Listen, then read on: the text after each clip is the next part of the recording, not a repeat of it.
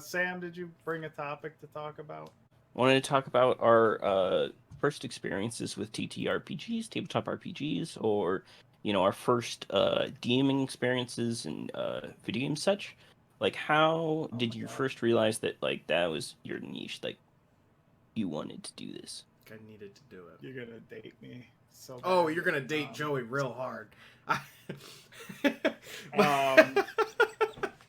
I remember He's like, I remember the playing first gaming Pong experience, when it first not came out. Pong, Missile Command on the Atari 2600. Hell yeah! Oh, damn! Um, Holy shit! I gotta Is look anybody that up. streaming that right now? I gotta look that up now. um, basically, nuclear missiles were coming into the city, and you had to shoot them out of the air. Mm-hmm. When did Missile Command come out? Many Many numbers. Many numbers ago. But then we got an NES when they first came out. We got the Gyromite Duck on NES, so we got the robot with it. Oh my god! Do you guys still have it? A bazillion dollars. Oh shit! No, it's long gone. It went in a yard sale sometime or something. The worst. The worst. Played a lot of NES. Contra. I remember playing Contra on like a 13-inch black and white TV in the basement. Oh my god! That's old right there. That's old. But then we went through every console generation because I've got 4 siblings, so we would wind up having all the systems eventually. So SNES, Genesis, N64, Dreamcast, PS1, PS2, Xbox. But I remember my first 3D gaming experience was Resident Evil, and I remember playing through the first couple minutes, and you walk down the hallway where the dogs jump through the window. It looks so hokey now, but oh my god!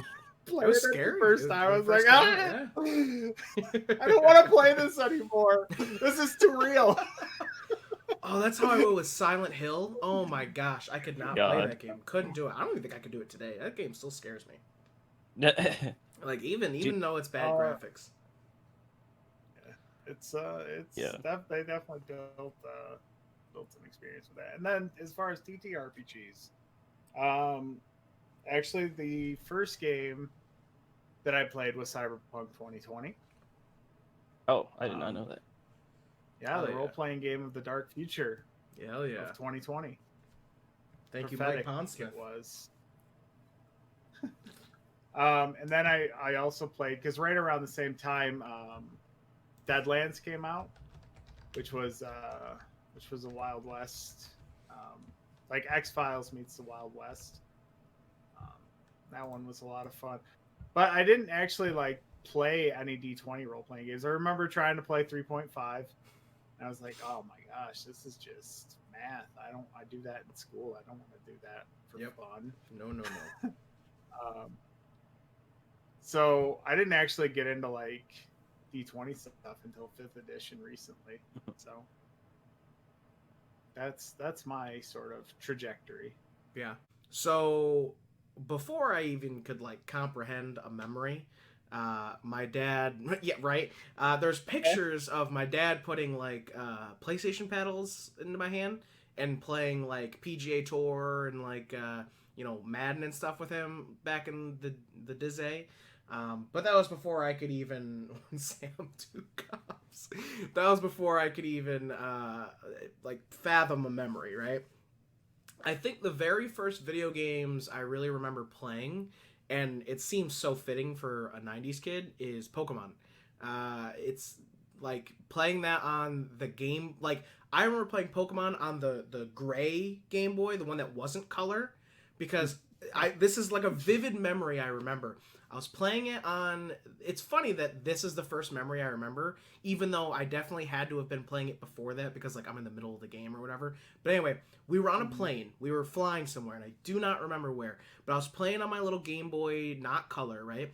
And the light from inside the airplane was on. And I noticed that my screen was reflecting, in the plane. So I started shining at places, right? Now, all right, I was super young. But anyway, I take the screen and I'm like playing, and then I realize I'm like, oh, that's cool. It reflects magic, science, ooh, and I'm like doing that, right? And I shined it in this guy's face who was like over another seat. I just kept putting it right in his eye. It kept shining him right in the face. I vividly remember this because the guy's like, like trying to like block it, and I'm like, trying to just like. Give. So anyway, next thing you know, the guy looks over at my mom and he's like, "Your son will not stop doing this. Can you make him stop?" And she was like, "Hunter," and I was like, "Oh, sorry." Oh my god! And then I you are that kid on the plane. I was that kid on the plane, 100%. Kids on a plane. That was me. Samuel Jackson was like, I'm sick of all these motherfucking kids on this motherfucking plane. Samuel L. Jackson leaned over to your mom. I'm tired of this motherfucking kid on this motherfucking plane. Oh my god. Oh, Harrison Ford's like, "Get off my plane," and then he threw me off. It was horrible. It was. It was really. But man. that's like the first memory of playing a video game. Like I vividly remember, right? So Right. Pokemon would be like the first games that like got me into stuff, and then after Pokemon, after the Game Boy and the Game Boy Color, and then the SP and the DS. I like to think of all of that as still one console, kind of. I mean, I know it's different consoles, but the only thing I freaking used them for was Pokemon. I think I played Yu-Gi-Oh! Once or twice, right? But like the real, like those are just video games, right? Like for kids, the real video games that like got me into wanting to play was when my family got a PlayStation, like the PlayStation. It was PlayStation 2 at the time. No, 3. It's PlayStation 3. Whatever Call of Duty World at War came out on, whatever the first console that was on, because that's the first game I remember getting. Because my my stepdad Bill at the time, he bought it for everybody, and me and Will, my brother, we that was like all we played for like hours and hours and hours. And then we got an Xbox 360. We played Halo and just nonstop Halo 3. Like I remember doing that stuff for a long time. And the biggest thing about playing video games was playing with my brother. So like every time I play video games, I just go back to thinking about that, which is it was awesome. So for video games, it's really just ever started since then. Shining a guy in the face with my Game Boy. Never look back. It all goes back to that. Oh man. But for tabletop role playing games, it was funny. It's funny that this is where it started, but tabletop role playing games kind of really started for me at GEA. Okay. So before GEA, I liked the concept of like role playing, but I didn't quite know what it was. And I actually, before I started working at GA, I created this like Star Wars role playing game. Like I created my own role playing game. I literally just based it off of KOTOR 100%. Like I just took the rules of KOTOR and then put it on paper. And I invited all my. This is mine now. This is mine now. I invited all my friends over for my birthday. I invited people to come play a game that I made. I was like, come over and play this role playing game. It's gonna be fun. And I had a bunch of friends over, and we all played this role playing game. But it obviously was like it literally was just KOTOR. Like you barely even had to roll dice. It's just KOTOR. So we just played that, and it was like a story I made up, and it was fun. It was a cool little thing. Not everyone was into it because not everybody was into role playing like I was. But even after that, I wasn't discouraged, even though people weren't like super into it. I was like, this was still fun for me. I'm like, I want to find out more about this. Then I started working at GEA. Then at GEA, Jim Duffy, who is like one of the coolest people ever, like no joke, one of the, oh my god, he's a proud soul. He is amazing. Jim Duffy's the best dude ever. He was an art teacher at the school I think both me and Joey went to. Dude's been around for a long time, but he's awesome. But he was running a game that actually Joey and a couple of our other friends were in. And I went over next door and I saw them playing, and I'm like, what are you guys doing? Like, well, we're playing Pathfinder, which I come to find out I don't like Pathfinder later. But still, they're like, oh, we're playing Pathfinder. I'm like, oh, is that like D&D? Is that like role playing? Yeah. And Duffy was like, do you want to play? I'm like, yeah. I'm like, that sounds fun, sure. And then of course I went through the process of making a Pathfinder character, which takes at least 3 days. Because there's so much tallying and math. But I made this, what the hell was it? It was like a bird character. that was like a fencer. I remember that we played for like 2 sessions, and all I remember is that one of our friends jumped into the river or fell into the river, and he started drowning because his armor was too heavy, and then we got stuck by vines, and it was a whole mess. But like, it was fun to me. I was like, this was cool. That was my first time being a player. Drowned. Yeah, like that was the first time being a player. I got to play like twice, but then right after that is when I had Joey and a couple of other people. We jumped right into a Mass Effect role playing game. That was super fun. That lasted. Yeah, Joey was this huge Krogan. It was awesome. But like, so I went straight from being like a player for only like 2 or 3 times to going to DM, because making that story, like when I made that Star Wars thing, was like I was into that. I was like, that's like, this is what's up. And yeah, it just kind of went right into that. It was so much fun, and I have not looked back since. I only look back on shining the guy in the face with the light, and that's about it. Yeah, I How think much that's the I thing hate that fire. people don't understand sometimes is a player doesn't understand that DM enjoys actually doing it. They're like, "Do you want to, play?" And it's like, "I am playing." I am playing. Yeah.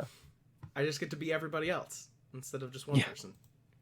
I get to change my character all the time. Yeah, oh my god. You know, that's funny too, and that's why I think when I play sometimes I change my character, because like I enjoy being different people. Like I don't like Yeah. it's just fun.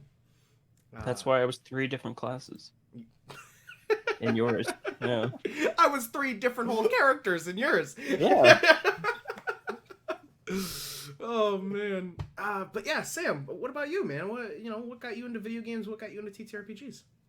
Yeah, the first like video game I almost remember having so I was born in Texas. Not that that really matters, but I remember at the age of, well, I don't know if I remember so much as their images from when I was 2 of my dad putting a PS1 controller in my hand for Smash, what am I talking about? Crash and Spyro. And I don't know if I did anything other than die when I was that age, but I definitely remember it happening. Mm-hmm.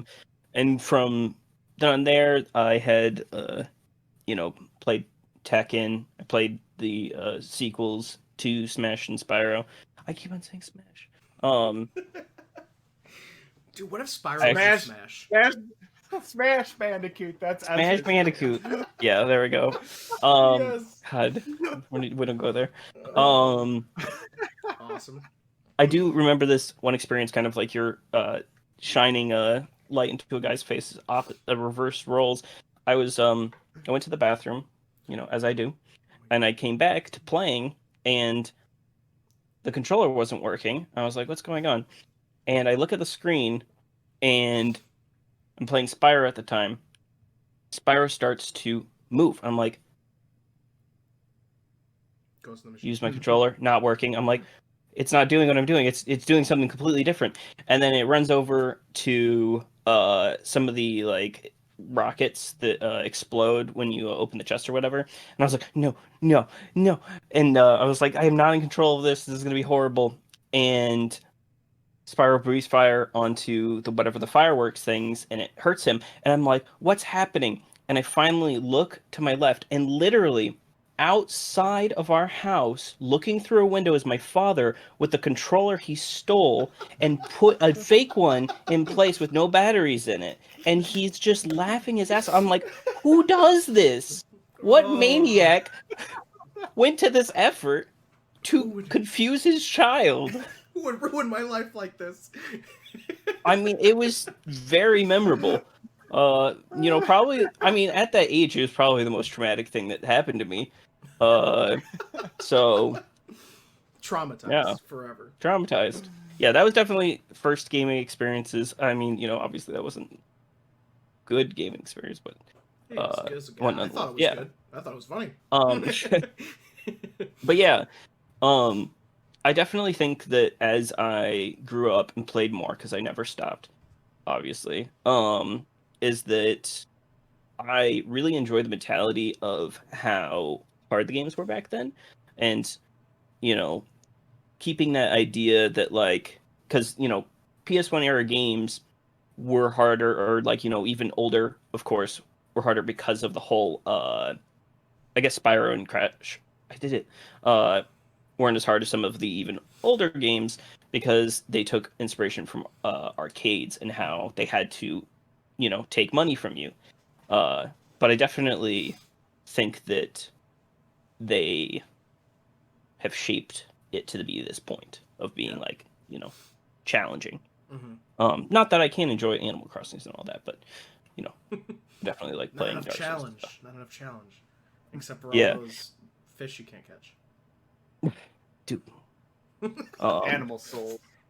Animal Souls. Yes. God. I want to see that mod. I want to see Dark Souls with Animal Crossing characters. God.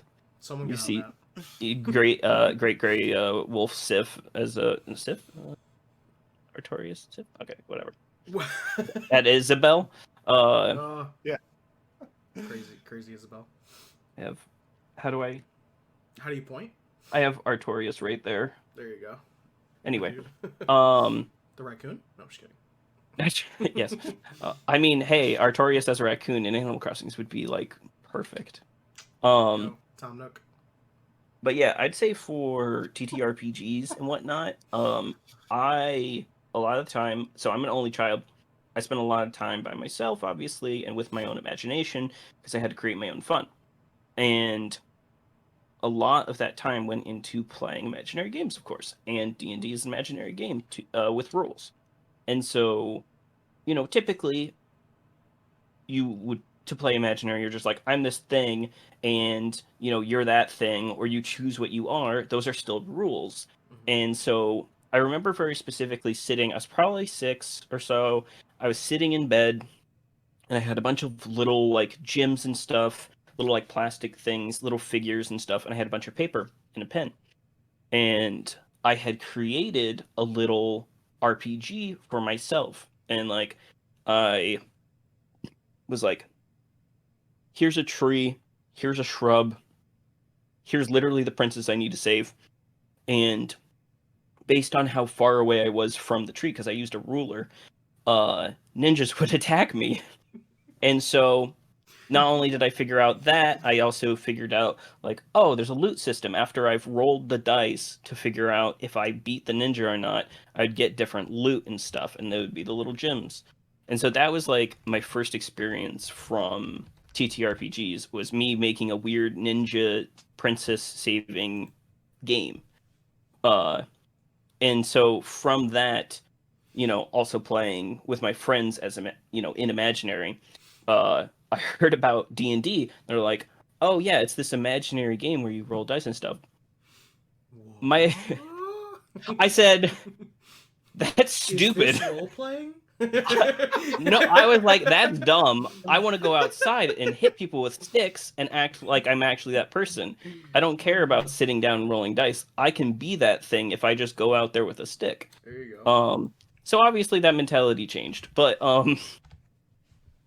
when I actually finally sat down with my friends, I was, right before around high school age that I sat down and started playing 3.5. And my friend's brother played it for us, and I have to thank him to this day, Jacob, for showing me, because, I would have had no one to show me that. I couldn't just be like, oh, I'll just be the DM and I'll show other people. It's like, no, I needed somebody to, be the gateway to let me into this, whole thing. And not that I played for, the longest time, but it was such an impactful experience that it keep me going to today, which I had the hiatus between basically the end of high school till like right before I met you guys at GA, that I was getting really into 5, because 4 had its problems, and I was like gonna go into it, and other people didn't want to play it, so I was like, I don't want to play 3.5. I want to play the new stuff, but nobody wanted to play with me. So I definitely appreciate 5 for being more open for other people to want to play the game, and get people in the door. 5 has been much more like what am I trying to say? Ubiquitous for new people. That's definitely. Big word. I am not a scientist. What's that word mean? A lot of more people are involved. Oh, sure. Yeah. because it's easy, more people are allowed to play it because it's not as scary as something like 4.3.5 or Pathfinder, because there's a lot of rules that are kind of unnecessary when it's like, you know, the difference between feeling like you're holding a +1 and a +2 weapon is, you know, minimal compared to the whole experience and knowing the difference and whatnot. Yeah, for sure. That was obviously there's greater examples. Such a good topic, Sam. So good. I almost started crying a little bit because, like, when you think about it, like, you know, everybody's got like stories of like their first time with stuff, but like D&D and video games for me is like the most emotional. Like, I just like it's the type of things D&D itself, I think the most is like, well, what makes your it what am I trying to say? It defines you. Like those first moments of like D&D and role playing, I feel has like defined my personality or a lot of things in my life. And being able to go back and like thank specific people, you know, Jim and Jacob for you, and you know those people, like they put you on the path that you're kind of on now, you know. And like I hope to be that for somebody someday, you know, and be like, you know, Hunter, he's the reason I, you know, or Sam or Joe, you know, whatever it is, like that's like super important to me. That's like really emotional. That's like, that was a good question, good topic. Well, yeah, I mean that's like I haven't seen that friend group that I played my old campaigns with in probably most of them. I probably haven't seen in over a decade. Yeah, but like the ones I've seen, it's like we can just step right back up like where we were, because there's that connective tissue from the experience of telling those stories together. I mean, I think a huge thing is like, you know, wanting to experience the ocean but living in a pond. It's like you're in water, you know. Wanting to play D&D is, you know, not something that is unobtainable, and every moment that we do it is that moment. Like, you know, you think like, oh, this is a thing that I do on the weekend because I enjoy it, but it's like sometimes it's a lot more important than you realize until you look back on it. You're like, that was easily a part of my life. Like the past 2 years, 3 years, however time works, you know, time works. it is easily the most memorable thing. You know, I'm going to remember what we did in a given session from, you know, let's say last September than a day that I worked. Like, you know, it's a much more entertaining thing. Memories, and important to me, at least. Memories, and that's what matters, man. That's what matters in this thing we call life. Memories, man. Speaking of creating these memories and creating things that, you know, last a lifetime for us, all of us have done a thing called homebrew content. Stuff that, like, you know, as DMs and even players, we create when there isn't a rule for it or content for it, we create it, or things so that it's more enjoyable, or you decide you want to create a whole world, you know, those all type, well, maybe not enjoyable, it depends on who you are on the side of the table. But yeah, homebrew content, it's all something we've done before. It's all something we've done before. Sam, how about you start us off with homebrew content? Because you've made a lot of homebrew content too. Yeah, I mean, I think Hunter and I specifically have a similar brain of being creative and wanting to do everything at the same time, and always working kind of on a project to, you know, if not ours, other people's detriment at times, where we just like creating, you know, whether it be session to session or creating a whole campaign, you know, that's the whole part of it. I mean, you can't enjoy DMing without being creative and making homebrew and all that. Me and you need to bite the bullet and finally just DM a game together. We need to bite the bullet and do that. We've talked about it. We just need to do it. Yeah, I mean, like a DM roulette game would be. Yeah, would be. I like that. To try. You like trade until we get through everybody. Yeah. I mean, I definitely think, like, you know, there's a lot of people even in there getting off topic that want to DM, and I think that everyone should. Definitely DM, because it's a rewarding experience and you're not sure if you're gonna like it until you do it. And the problem is that feeling the overwhelming sense that like it's so much to do to start DMing, but really it's like in your friend group, no one's going to care that you're not particularly good at DMing, especially on the first day of something. It's like starting a new job, except for all your coworkers are just your friends and you're all having fun. So literally, the stakes couldn't be lower. Unless your friends are assholes, and then who knows. But Then it's a problem.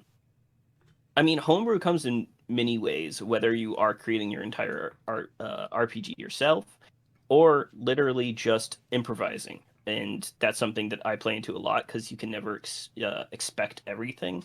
So I put a lot more time into thinking about how I'm going to implement like X, of like not knowing what could happen. I'll have this vague idea. I'll have multiple vague ideas that don't connect to each other at all, rather than having one that has to go down. And so that's what I spend my time prepping. Um, and sometimes it works out, sometimes it doesn't. But like, you know, having these interesting interactions is like why you DM and why you homebrew and all that stuff. Um, and then there's the other side of like, spending all that time to sit down and do it, which can also be fun. And like, why does this person exist? Why does this god exist and all that? Um, and it could be really rewarding at times, or you can like, do it and then never use it, and you can be totally fine with it sometimes. Yeah, Because you like, can just make a whole map if for people to look at, and like no one ever goes to it. It's fine, it's this is fine, this is it's fine. not, I'll use it not somewhere else. It's bad fine. at It's fine. all. I'll use it somewhere else. But yeah, I mean, like, I don't know. I guess everything is homebrewing, is what I'm trying to say. You're not wrong. Yeah, a lot of times improvising is basically homebrew. Yeah, Yeah. 100%. Joey, experiences on homebrew. So from my background, I've had to, especially like this current campaign, because we're using Cyberpunk 2020, but I've upscaled the date to 2077. Um, so I've had to essentially port a lot of what's in the video game to the TTRPG. Um, so we've got things Great in my asset. game now like Sticker, which is essentially bounce back in that. And I've implemented weapons, but the nice thing about Cyberpunk is, well, here's a stat line. I know about where this could be, and I can just swap names sometimes or whatever.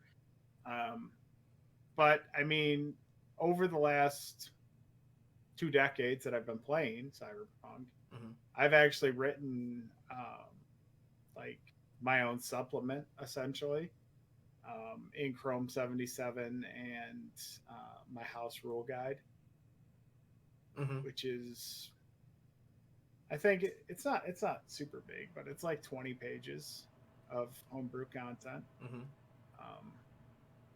We've got things like the luck deck, which is super fun. That very much. A lot of it for me is like, what can I give you guys that's more fun to play with? Because luck, as it's written in Cyberpunk, is like you spend a point from your pool to increase a roll by a point. It works mechanically. It's very simple. But what if you have these cards that you can spend and you get cards equal to your amount of luck? And now that wasn't my idea. Like I found the luck deck initially, but I've made my own variant on it. So there's different cards in there. And obviously with my art background, you guys get a lot of stuff like comics and things, like your weekly comics and stuff that you get pampered. Roll20 has facilitated that. Joey's like, too good of a DM. We don't deserve him. Images. Yeah, we really don't. We don't deserve Joey. It's too good. Yeah, and I think a big part of it is like sometimes people get caught up too much in like, well, is this gonna throw it? I think it's important like to try to balance it with the system, But at the same time, like, where would we be if Dokris had never gotten the charm of 4 times quadruple my weight? Oh my Right? god. Mhm. Yeah, that And was a I'm sure that was I'm sure at the time you didn't think it was going to get as broken as it wound up getting at times. what had But happened is I meant to put 2 times and I wrote 4 times. I was like, oh, I'll just say 2 times. And it'll kind of be like you get advantage on things. But then I said it because I read it because I forgot that I was going to do that. And so it just ended up being 4 times. And I was like, well, I'm like I'm like the weight of a building. So I basically just become a bowling ball that can go through people's heads. I was like, Mhm. you're not wrong. That was definitely. I mean, the biggest problem was that it wasn't like a major item that everyone got. I was like, oh hey, here's these neat like problem solving tools, and it's like, ah yes, I'll solve every problem with this from now, here on out. Wait, I I mean, guess, solves I'm all glad your I did it because it problems. was the most memorable thing for him. It was. oh, definitely, it's been like it's like the biggest meme to come out of that first campaign too. Yep. Yeah, Oh, a lot of good stuff. Homebrew, man. Homebrew was really good. Uh, What about you? what about me? What about me? What about me? Uh, homebrew. So for me, homebrew, I feel like is a really big part of like what I like to do for everything, because I've tried running campaigns from the books and reading something and then trying to run it. For me, as a DM, I find it really hard to run a campaign from a story that's written that I didn't write myself or didn't put together myself, and I find it very difficult. I feel like, not to say that I don't railroad sometimes, but like the book itself feels like a super big railroad to me. It feels like it's a train that we're on, and you have to stop at certain points, or else it doesn't make any sense. But sometimes the stops themselves don't even make sense to me, because I just don't. They're tough for me. I love reading those books. I love going through them because they're super cool, and I'll take ideas from them. But I don't like running the campaigns all the way through. So homebrew for me is creating that entire world. It's so much more fun, and I feel so more involved and so much more into it. I can I can I'm more, oh, what's the word? I'm more invested in the world when I've created it. The other super definitely. cool thing about homebrew that I like, and Joey is a super big part of this, is when your players ask you stuff about what's going on. And Yep. then it goes back to Sam with improvising, and you have to improvise stuff on the spot that now instantly becomes canon, and you have to write 5 pages on it because now everybody wants to know about it because it was too interesting. Everyone wants to see George the Goblin. Like Joey specifically does this. So like when the parties go into like new towns, what's the town look like? What do the people look like? What sounds am I hearing? And then it's like, oh, there's a festival coming up. Oh, what's the festival? What's the festival about? What's the origin? Oh, fuck. This and this, and then it's The like, architect here. who's the architect here? What famous legends are there? Yeah. Which is fine. Like I like that stuff. It keeps me on my toes, and I like that. Like the improv of D&D is also so much more fun. Like I would suggest people take improv classes if you're gonna also play, because it's just like you get so much better. But D&D itself is an improv class. Mm-hmm. But yeah, because you can never guess what people are gonna do. But yeah, homebrew. That's like my favorite thing about homebrew. And like a lot of times for people, it's easy and it's hard, and it depends on what you're doing. And it's a different experience to make up everything. But most DMs will do it because they have to improvise. And like Sam said, almost everything is homebrew, other than like some names and stuff like that. But yeah, most of it is like homebrew. That's Yep. what most of it is. It either comes easy to people or hard to people. But I love homebrew, and I love creating the worlds and stuff. It's just more invested, Yep. when it comes to that stuff. You get to it's like your child, and you you keep it right here, nice and close, and you nurture it and you feed it, and it just gets bigger and bigger until it's a grown ass adult, and then you can be like, get the hell out of my house. I'm for a new baby. I'm done. Time for a new baby. Thing. Also, you can't metagame homebrew content. So. You can't, and that is a huge advantage. Is people can't. Yeah. That's the other thing too about homebrew content. When you make it your own world and you take monsters from the monster manual, and people are like, "I know that monster." Well, guess what? No, you don't, because in this world they fly upside down. Like I don't fucking know. Like, so they're different. Yeah, it's always such a hard thing when you're doing that, is that you're like, you want to have this fresh monster, but you also want to have your players be excited to play this new, like, fight this new beast or whatever. Mhm. But all too often, people sometimes feel like, well, I don't know what its weakness is, and if I test out what works on it, I'm just gonna die.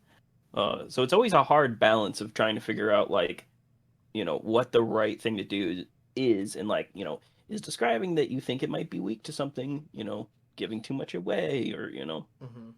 lot of factors. Speaking of monsters, every week here on Slaying Dragons in the Morning, we do a monster of the week. I have not opened to the page yet, but Joey, can you give the people a little description of what our monster of the week is? Well, you find it on 4chan. No, we're not. Yes. We do not incur the wrath of this being. Of this being. This being is all too powerful. They regenerate. They do. They like moist places. They come in very many different colors. They're slimy. Slimy. Yeah. They tall. regrow. They're tall. very tall. I think they're of the giant family, right? They are. They are. They certainly are. Trolls. Sam has a card ready. I can see it in his hand. Trolls. We are doing trolls. The monster of the week is troll. Boom. Look at that ugly, nasty face on both of these screens. Look at that thing. Look at it. Ah. Anyway, trolls, guys. So as usual, we will read from the Monster Manual. If you'd like to follow along, it is page 291 in your Monster Manual's 5e 5th edition. Trolls. Born with horrific appetites, trolls eat anything they can catch and devour. They have no society to speak of, but they do serve as mercenaries to orcs, ogres, ettins, hags, and giants. As payment, trolls demand food and treasure. Trolls are difficult to control, however, doing as they please even when working with more powerful creatures. Smashing a troll's bones and slashing through its rubbery hide only makes it angry. A troll's wounds close quickly. If the monster loses an arm, a leg, or even its head, those dismembered parts can sometimes act with a life of their own. A troll can even reattach severed body parts, untroubled by its momentary disability. Only acid and fire can arrest the regenerative properties of a troll's flesh. The trolls, enraged, will attack individuals, making acid and fire attacks against them above all other prey. Their regenerative capabilities make trolls especially susceptible to mutation. Although uncommon, such transformations can result from what the troll has done or what has been done to it. A decapitated troll might grow 2 heads from the stump of its neck, while a troll that eats a fey creature might gain 1 or more of that creature's traits. The troll is definitely quite the creature in its adaptability and things that it can do and how horrific it is. It has rules for loathsome limbs and what happens to limbs if they get cut off, and they can regenerate. They're a pretty tough being to mess with, for sure. Some big boys. They are some big boys, for sure. So now that we know what a troll is, we're going to talk about the trolls and as DMs, where we would put them in as quests, how to fight them, how to make them stronger, why are they cool, what kind of hooks can you do, that type of thing. Joey, let's start with you. What kind of where would you find a troll? Where is an interesting place or a unique place to find a troll, and what are they doing? My favorite personal troll experience was when I ran our little Slayers Inc. one shot. Yeah, that was fun. And I had mine in a junkyard that had sort of sunk into a swampy area. And my favorite part, actually, about the troll is that line there where they might grow 2 heads back from the stump. So this troll that had been a long-standing problem in the area had actually mutated to the point where it was like centipede-like. Oh It God. had an elongated body with multiple legs and arms attached to it. It was real gross. And I think that's the neatest thing, right? Because you can have them like mutate into these really horrific creatures just based on that line, and it still makes sense. Mm-hmm. But yeah, the gaining properties from things they eat. So if they're in like a certain area where there's things that they can get, it's a nice way to throw like a curveball at your players, where they're like, oh, it just casts like it breathes fire, or it's got a petrifying gaze because it eats basilisks, or ooh, yeah. There's a lot you can do with a troll. Yeah, it's a fun creature that you can play around with. I love it because like it in itself is a challenge rating 5, but like you can amp that, or you can. There's so many different things you can mess with a troll. A troll is like the customizable character at the beginning of like Skyrim. You can do whatever you want to it, and it can be powerful or not. Like, there's so many options you can adapt to a troll, and like you can even mess with the environment they're in and make a whole story off just because of this area they're in. It like has messed with them or whatever it is. It's so cool. What about you? What about you, Sam? What ideas you got for a troll? Yeah, well, I mean, it's pretty crazy how much content on trolls there are, being like a original Norse myth, that they've just changed so much, even from first edition to fifth, not just the entirety of the rest of fantasy world. But I mean, I was doing a little more research because I wanted to think. I'm actually adding trolls to the adventure guild that I'm going to be running, and I was looking up like what can you do with them, and you see the whole mutation thing, which I love. I love Yeah. extra limbs. But one of the coolest things I found, which would be horrifying, is just how many different types there are. You're saying like rest area, but I think the scariest troll would be a fire troll, because then it would be immune to fire. Which is the one And thing that stops is yeah, so it explains in the book. It's like it's the opposite of a troll, and now it basically has no weaknesses, and you have to find a new way to basically defeat it. Mm-hmm. So that was definitely one of the coolest things I found, and I love being able to throw a monster at a party that's like so common or popular, right? Like troll, that's like a popular monster, right? Yeah. But it can adapt so well that you can change everyone's understanding about a troll. Like you could, like how Sam said, make it breathe fire, so it's immune to fire. But now the opposite, water is what stops their regeneration. Like whatever it is that they've adapted to has changed their physiology in some way. It's like you can. It's right. Cool. That comes back to homebrew, and that's where you can just do whatever you want because the world is yours. It is a homebrew ready monster for 100% homebrew ready monster for sure. You can do whatever you want to this thing. You can fit so much spaghetti in this son of a bitch. He's ready for whatever homebrew content you got.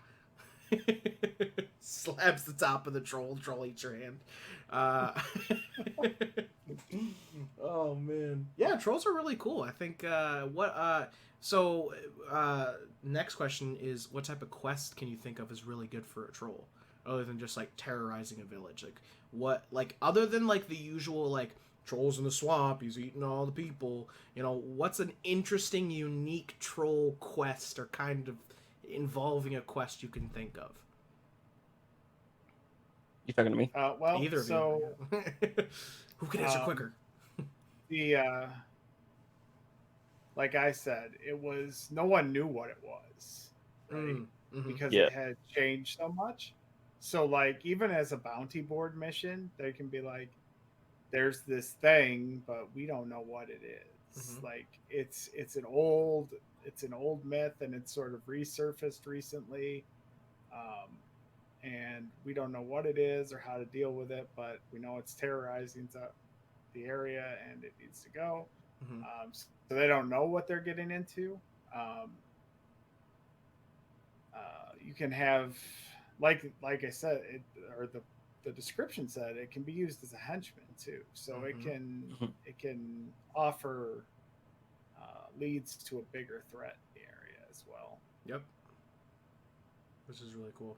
I like the idea that like they have no idea what it is until they fight it, which is cool because it's just adapted so much, changed and morphed and mutated. About you, Sam? Yeah. I think I just thought of an idea for implementing. Somebody needs a healing potion or something like that. Of course, they have regenerative powers, meaning that their blood is able to be used to potions for healing. So it's like, oh, simple. Go slay one, get some blood, and meet me back here. But like having a twist of being like, you know, maybe you feel bad for the troll. Maybe he's a good guy. Um, and maybe you can find a way to barter with it. Maybe he doesn't have the right idea first, but you could, be like, hey, we won't kill you if, you just chop off a limb. Like, you'll get it back. You'll be fine. Yeah. Could be a, not just a forward battle combat. It could be just a little talky. Yeah. Dude, there's a lot of stuff you can do with trolls. I like it a lot. I like the idea of like another one would be like as I think it's so trolls are henchmen, right? Or at least they can be henchmen to like people.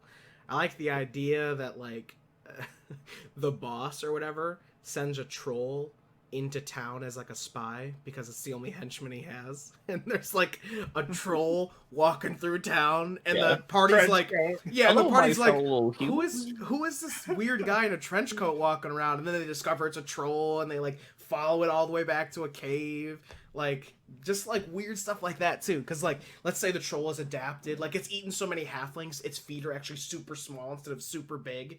And it's just quieter. Oh man, it'd be so good. But yeah, like a big old troll in a trench coat. I think that'd be really funny. That'd be a good one.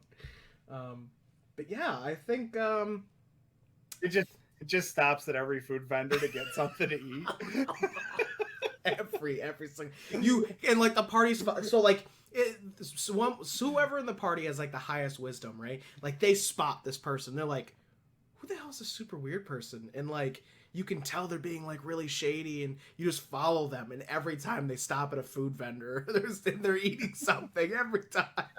And they're like leaving a trail of like weird, like I don't know, like just shit. Oh man, that'd be cool. That'd be a fun one. Well, with trolls being beaten as much as we can get it beaten, and then it regenerates and grows more limbs, and we have to beat it again until finally we hit it with fire. I think that's our morning, guys. I think we are. Holy cow! I think we have officially slayed some dragons this morning, and pushed out as much as we can for today. I'd like to thank you, Sam, for coming on our show. Yes, thanks. You have been a wonderful guest. Is there anything you'd like to say to everybody before you head off? Thanks, guys. Come check me out at Mondaysami. I'll be streaming every Monday. Weird, right? And yeah, hope to make a little community over there. It'll be the first time I stream, but yeah, hopefully you'll come over there. Sweet. Thanks, guys. Yeah, thank you so much, Sam. We will talk to you later. Bye, Sam. Bye. Bye. And as always, guys, every Thursday morning at 10:30 a.m., you can join us with your coffee and come drink and enjoy the conversations we have and talk to everybody. Also, there are all the links in our About page. You can join in our Discord, our community chat, and you can talk to all of our guests, the hosts, and you can talk with other like-minded people who like slaying dragons just like you do. So make sure to go into the Discord, join in that, and you can start talking to everybody, which is really cool. Of course, I'm your host, Hunter, and that's Joey. Anything you'd like to say, Joey, before we say goodbye to everybody?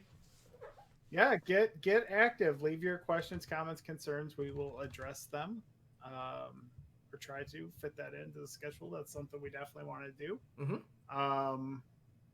We want to answer your questions. We want to hear from you. I do have something I want to bring up, and I know I risk getting a little bit political, but oh boy, okay. I was doing some research yesterday, and I just thought that I would bring this up. So. Okay. Total U.S. war casualties that have been recorded are 666,000 441. The highest war casualties we ever had was World War II at 291,557. Oof. The lowest, there are a few lower than this, but this was the lowest that was in the hundreds, is the Gulf War. That was 149. Recent wars, Iraq and the Afghan War. Iraq was 3,836. Afghan was 1,833.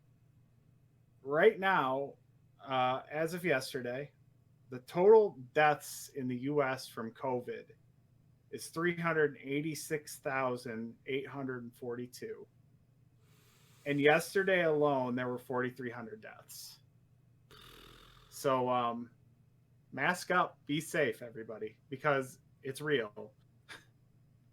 It is. It really is. And it's, some people just don't take it too seriously, and you need to, because it is a serious problem. It's still here. It's still around. It's not gone. It's something everybody's still trying to work on. And even though these vaccines are coming out, they're not coming out fast enough. So please keep your mask up. Yeah. Please be safe. This is your announcement from Joey of the day. Every week he has his special thing he says to everybody: be kind, rewind, be good to one another. But yes, all right, guys, I hope your morning was great. And remember, have an adventurous day, and don't stop slaying those dragons. Bye, everybody. Later.